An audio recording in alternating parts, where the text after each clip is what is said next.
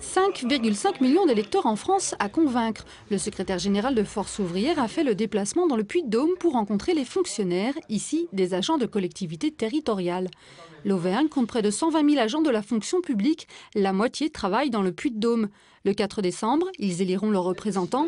Les candidats Force ouvrière veulent défendre une vision républicaine des services publics, aujourd'hui menacés.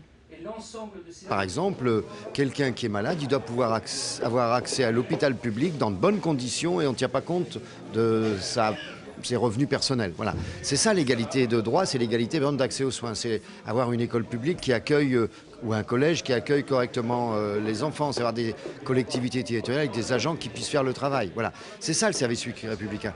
Autre rendez-vous au collège de Serra avec des professeurs et agents techniques. Salariés de l'éducation nationale, ils appartiennent à la fonction publique d'État qui compte le plus de fonctionnaires dans le Puy-de-Dôme.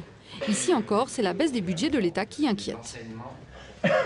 On nous a expliqué que les rythmes scolaires, c'était de la pédagogie, que la réforme du lycée, c'était de la pédagogie, que la régionalisation de la formation professionnelle, c'était de la pédagogie. Derrière toutes ces mesures, il y a des économies budgétaires.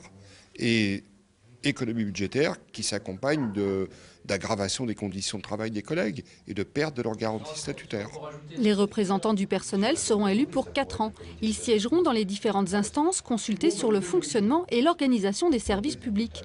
Pour FO, l'enjeu est de renforcer le nombre de ces élus et d'avoir plus de poids pour négocier tant au niveau local que national.